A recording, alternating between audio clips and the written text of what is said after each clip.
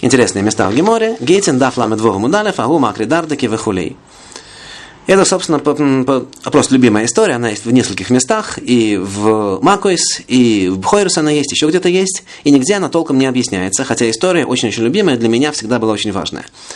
Идея в том, что был некоторый преподаватель Торы для мальчиков, который, как сказано в Геморе, поша баянукой, то есть совершал преступление или халатно относился к мальчикам.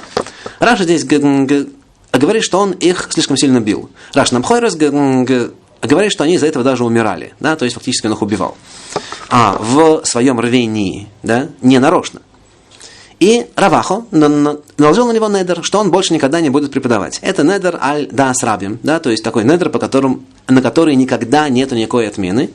Вот. И Равину отменил этот недер. Да, то есть недер, на который никогда не бывает отмены, Равину отменил, потому что это лецойрах мицва, это для нужды заповеди. Какой такой заповеди? Поскольку никто не объяснял настолько точно. Это то, что говорит Гемора. Никто не читал, собственно, Тору, которую мальчики должны учить, настолько точно, как он. То есть окончательное решение, что точность объяснения, правильность обучения важнее того, как сильно детей бьют, и как они из-за этого страдают, и что с ними из-за этого будет, допустим, в будущем. Интересно было понять, в каком отношении мир изменился настолько, что нынешняя концепция прямо противоположная. В голову приходит вообще множество причин, и социологических, и всяческих других, чисто логических в том числе. Интересно, какая из них сработала. Да, потому что, в принципе, это вообще общая алаха. Если у нас есть нечто, что нужно сделать сейчас, и есть некоторые следствия из этого очень хорошие и правильные в будущем, то по алахе мы смотрим на то, что сейчас. Мы хотим, чтобы молитва была правильно сейчас, даже если ничего хорошего из этого в будущем не будет. Мы хотим, чтобы изучение Торы состоялось сейчас, даже если из-за этого там что-нибудь произойдет. И так далее.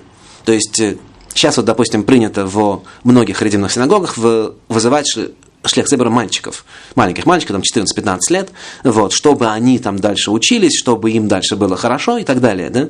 Из-за этого, чтобы дальше, мы нарушаем законы молитвы совершенно конкретно. Мы вызываем того, кому нельзя вызывать.